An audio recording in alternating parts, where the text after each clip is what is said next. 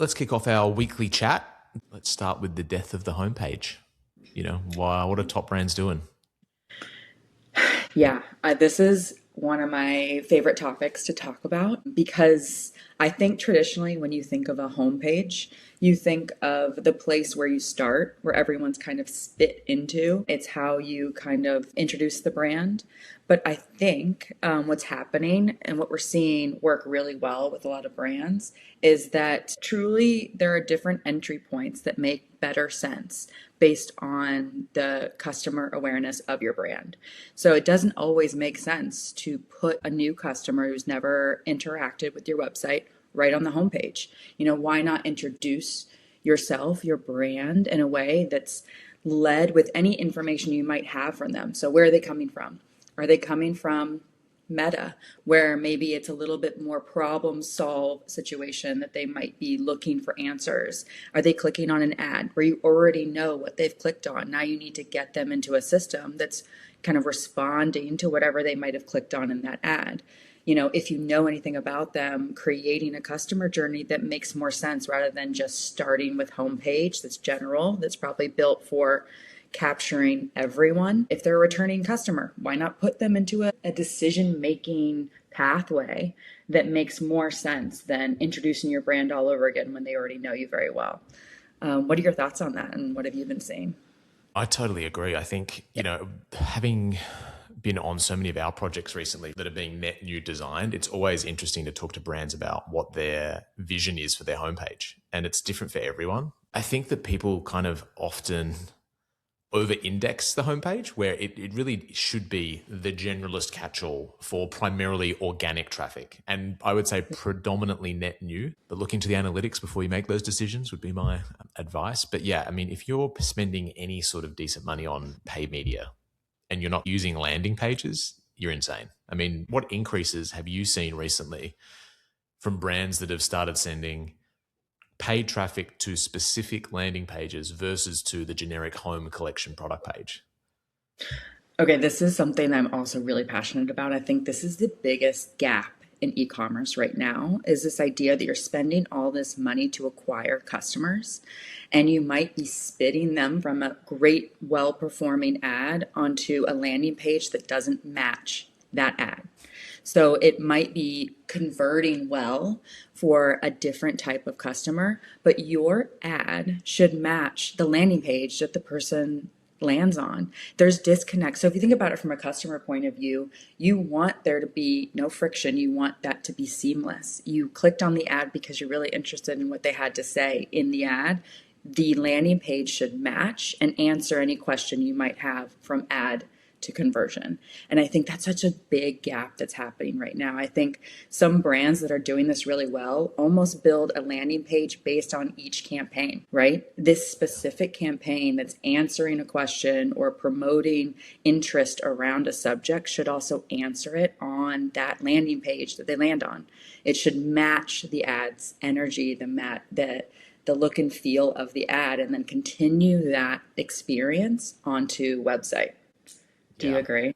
Oh, Yeah. 100%. I think you're crazy not to. That's where I see the biggest optimizations across our client portfolio. It's just money left on the table. And I think, not to talk our own book too much, but that's often the difference between having an agency that's measured on overall performance versus just having like a team that's internally like, it's all right, we spent some money on ads, we got a 4x ROAS, and that's within their KPI. Like it's squeezing those extra percentage points out of like the overall ecosystem where the wins are, And I think Yeah.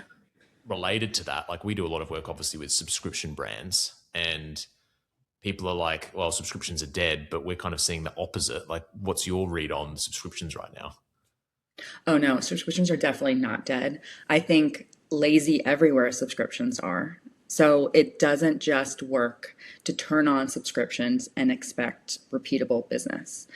Repeatable business happens when subscriptions happen at a decision point that makes sense for that customer and on a cadence that makes sense. So if it's a renewable product, obviously offering a subscription at the point with which they would review. Go back, what's the intent of a subscription? It's to make it easier for the customer. It's one less thing for them to think about, to do. So you don't want to push subscriptions in a way that gives them too much product, right? Imagine you had like a bath product and now you're overflowing and you don't have anywhere to put those extra items if you haven't gone through the product in totality yet, right? So it needs to be logical. That seems probably pretty obvious, but I think sometimes people miss that obviousness. They push to get more in bulk. And what they miss is that they're putting that customer at a negative experience with your brand. It's seen as wasteful. It's seen as something that they have been maybe like forced into. They weren't excited and didn't really match what they would expect from the product. So obviously it needs to be logical around use of the product, but it also needs to be at the right decision point. If you're pushing subscription as the first thing that they see, and that doesn't feel natural with the product, you could have attrition. You could have people leave because they feel pushed upon. So I think it has to happen at a natural point that makes sense and introduced in a way that doesn't feel like you're pushing them into something they wouldn't naturally desire on their own. Yeah, for sure. For sure. I mean, people forget that the brand or the company's revenue targets and objectives aren't the same as the customers. And it's when you flip that, as you've said, like you've got to think about it from the customer lens when you're creating this subscription program. Like what's convenient for them ultimately is the goal. Yeah. And, discount as part of a subscription is a big thing too. Like we've got several customers that don't offer a discount because they don't have a lot of competitors and they don't need to. It's more about the convenience. Whereas in something that's more commoditized, where you have lots of competition, the discount is more effective in getting the subscriber on. And I think, you hit the nail on the head there in terms of it's got to be easy. It's got to be easy. Like I recently subscribed to IM8, which is that daily supplement type product. It's really expensive. I received it, didn't start it for a month. So I was already out of my cadence, emailed them because I couldn't do it in the portal to change the ship date. So that was one bit of friction, but they were very accommodating. So that was a big check. And in my starter pack, there was a flavor that I hated. It was called like acai berry, but to me, it just tasted like cherry. So I hated it. And that was a third of the whole box they sent me. And in the big moment for them, I just emailed them. I was like, I don't believe that this flavor is described accurately and I just don't like it. And they were like, no problem. Give it to a friend. We're going to ship you the one that you like and get you on the cadence that you want. And now, I've started using it and it actually is very effective for my wellness stuff. But now they've got me for life just by being accommodating and bending backwards and making it about me. Whereas it's so easy to be the opposite way. Like, no, you signed up for a 3-month thing and it renews on this date. And no, that's the flavor you ordered. It could have gone the other way. Yeah. And the retention and LTV outcome for that long is so different. It's so different. Yes. And, this is related to, audience in a way, like I'm now in their owned audience versus a rented one. But I think, what are you saying? Because people, I think, confuse these who owns what data when it comes to customers. Yeah. So when I think about own versus rent, I think about the different marketplaces that we all interact with as consumers, but then as brand, we have to really think where our products in marketplace and Amazon and TikTok shop. It's just so exciting and new. But as a brand, you have to think about that because really you don't own that audience. Those marketplaces aren't sharing that first party data with you in a way that's usable and repeatable and trackable. Honestly, it's hard to track your LTV. It's hard to track repeat rate. It's hard to understand if a consumer buys on your website, on your D2C website, and then buys on Amazon and then buys on TikTok shop. That's very difficult to do right, if at all. And so what you're doing is you might be increasing sales, but you're really not impacting sales over time. Retention and LTV are something that you are not owning. And that relationship with the consumer is gone. So you think about it when they're on those marketplaces, they're being served competitors at such an increased rate. You just understand what you're doing because everyone needs to be in these marketplaces. And I understand I'm a consumer as well. I consume on marketplaces and I understand it, but just think about that relationship. So what I always say is you absolutely have to be where the customer is, but how do you build a relationship when you don't truly own that one-to-one experience in that first party data? Things like, adding things into boxes, into products in ways that they can come back to your D2C and really make sure that they have a relationship with you directly and they understand you as a brand and not just the product that they purchased on the marketplace. I think there's a lot of really exciting, new and interesting ways that brands are finding ways to do this. And I think it's worth that effort because the end result of having that relationship is so valuable long term. Oh, absolutely. Yeah. 100%. I've seen you guide a few of our coached clients and managed brands through that strategy, and the outcomes have been amazing. Yeah, it's definitely a missed opportunity if you're not paying attention to it. What do you think about like bundles, like specifically broader ecom, but is that a strategy you're seeing people run on TikTok shop versus DTC in order to like get that differentiation? Like sometimes you hook the customer Yeah. somewhere, but you might have a smaller SKU assortment on TikTok shop. You've got the full assortment on your own DTC. What are you seeing working? Yeah, so I always think of TikTok Shop as this great place to try new things. That might be a great acquisition engine at like that point of interest, of discovery. And so if you can think of a bundle or if you have a bundle product that makes sense to really discover your full portfolio, maybe you have like complementary products you can put into a bundle and offer on TikTok Shop. You're really hooking that consumer to your products, but that you're offering more of, let's say it's a full size product that accompanies a trial size on TikTok Shop. Now you're getting them to love the product, but then come to you for future ordering and full size ordering. So their trial is TikTok Shop, and then they come to you for full. That just makes sense. As think about it from a consumer too. You love the idea of just trying something in a small size, but then ordering for long-term use is something that you'd be happy to do if you love the brand. If you don't know the brand, you might not want to buy a large size anyway. My point is just matching the consumer expectation, but giving them incentive to come to you and have that relationship with you directly. Imagine if they had an issue with the product or if they received the wrong one. You want them to have that relationship directly with you in the end and be able to know where to purchase for future. And that is kind of a great way to incentivize that trial, but then also give them so much value of having a direct one-to-one relationship with you long term. Yeah. So TikTok shop and Shopify, can they coexist or is it a conflict? They absolutely can coexist. But I think the brands that are doing it right are being intentional.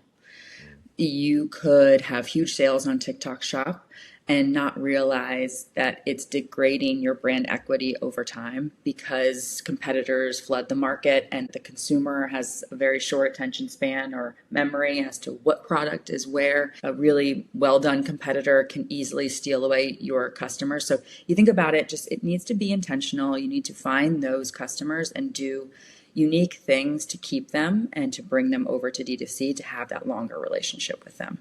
Yeah, so I couldn't agree more. Yeah. Great advice for anyone listening. Pay attention. Let's talk about AI real quick. Lots to talk about, obviously. I mean, what are you seeing? There's AI in the Shopify UX, there's AI generated content. What are you seeing out there that is piquing your interest? A lot of conversation around it, a lot of fear-based conversation, also excitement. So that you see you see people kind of go through different phases when they talk about how AI can integrate. Excitement of being able to run faster and do things in a larger way, accelerated way, but fear that then it kind of degrades the quality. I still believe at the end of the day, human decision, human strategy, and human content reigns supreme. As we get faster with AI and as AI takes over product descriptions and building collections and putting together landing pages, I think it accelerates the rate at which a human can make decisions and put things into the world.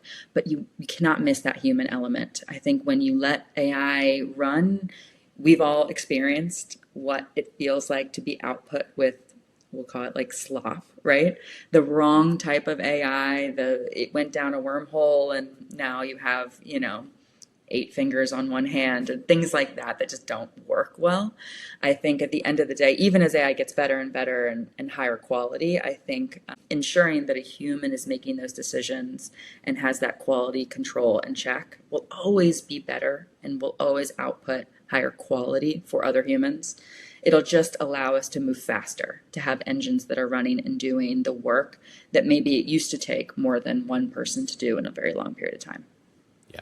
And that's the way to safely use AI, I think. You've got to have a human layer over the top of it before anything goes out to the world. Because I think too, in the last probably 6 months, the AI has gotten almost a bit too clever. So the outputs they're not inaccurate, but they overthink and they over-index on things that I think are beyond humans' interpretation. And so if is the example like a website layout or copy for a landing page purely AI driven. It's over indexed to the point where another AI would probably interpret it correctly, but it's almost too complicated for a human. Yes. And I think Yeah. that obviously comes back to prompting, but yeah, I think it's so easy these days to see to land in the AI slop like swamp. And Yeah. it's obvious now brands that are doing it. You see ad creative on our personal feeds on social, and it's Yeah. like, what is this? Like, did someone actually read this? Like, this makes no sense. Yeah. Um, Yeah. And so easy. customers are savvy, right? Yeah, We're all getting more and more savvy to it. We all kind of interact with it on a daily basis so that we can point it out. And that feeling when you've identified it as being something a human probably has not read first before it went into the world. You kind of almost develop an ick for it, right? oh, Where massively. you and you can't shake it, and it's something that you do not want to have be imagine it being your first customer like experience with your brand. You never want that. Tread with caution is what I would say, but do it in a quality way. Do it with a human prompting and a human checking Yeah, is what I would always recommend. yeah. Just use it as your superpowered assistant, but nothing more. Yep. Yeah, it's crazy. I mean, the power of human interaction and even in-person stuff. We're seeing a lot of events come up in our DTC Yeah. space that are heavily attended. We do this, you and I on Riverside, to create this content and talk to each other. We could just as easily probably do an AI version, but it would suck and give everyone the ick, and it's totally inauthentic. Yeah. It's authenticity is what's going to matter going forward, I think, for sure. Yeah, don't you think as we get more and more ingrained with AI in our daily life that people are craving humanness more than ever? Oh, It's like yeah. the pendulum swings both ways. And so sometimes humanness means digital humanness, right? We're on a digital screen right now, but we're talking to each other and we're having conversation. And I find that our clients are craving that even more, right? They want to talk to a human because we spend our daily lives now a lot of times talking with a bot, right? Prompting a bot, getting a response. So it's funny how much we crave human interaction when most of our day is spent on a screen, talking to it, prompting a bot, and getting output. It just makes you crave it even more. I certainly feel that way. Yeah, me too. Spending a lot of our day in Claude, it's like, oh my God, what am I doing? Like, where are the people? Where are they? It's crazy. What are you seeing at the moment? Discounting. It's a dirty word in DTC. It's got its place, but like, what's going on over the last quarter? What's working? What's not? Where should brands use it? Yeah. So I love discounting as a strategy, but it's not like the only strategy you should use alone, right? Yeah, Because let's just take a step back. Discounting, if you're training your customers to wait for discounting, then you will always need to discount your products to sell them. And no one wants to be, right? yeah, But discounting when it's done intentionally, I love discounting around moments, which most people do anyway, but I just love it being intentional. So then it's like intent heavy. Imagine for 4th of July in America, you have a product that pairs well with 4th of July. It's barbecue ready, it's exciting, it's fun. And then now you're promoting that product with a discount that feels intentional, strategic, and wonderful for the customer. If you are just discounting flat rates all the time, every time there's a holiday, that does not feel strategic, and it just feels like you're training that customer to wait for the next discount. So make it intentional, make it around moments or around decisions, times, or around like opportunities for that customer. So everyone knows like the welcome series, right? The first time that you interact with the brand, you're given a discount. That's kind of everyone has to do it now, but that at least is around something that the customer has done, right? They've given you their email address, or they've taken an action that you appreciate. Now you're giving them a discount in return. If you can think of discounting as being intentional and strategic that way, it absolutely makes sense. But I would say careful with the over discounting. Again, training a customer to wait for it is not what you want. You wanted to surprise and delight them with exciting discounts and not have them expect it or hold their money and their purchasing or their product orders because they know a discount might be coming. yeah. No, absolutely. I think intention and strategy is the way, because it's such a slippery slope. We helped a brand over the last 3 months double their attributed email revenue, and there were only two levers that we pulled. There was stop sending discount emails every month, because they were training not only their existing customer base, like that's fine, they're used to that. We might have to keep them doing that for a period of time, but they were training all their net new to get these discounts every week. And on top of that, they were just sending the same email to their entire email list. So training the customers incorrectly, their deliverability was going down, the click rate was going down, the revenue per recipient was going down. You fix a few things and it has a ginormous impact. And I think there's probably a world too where discounts are used by the poor, like e-commerce managers, where, you know, the CFO is like, we've got to hit revenue this month. And it's like, well, this is the only lever I have left to pull, 25% off site ride, pull it.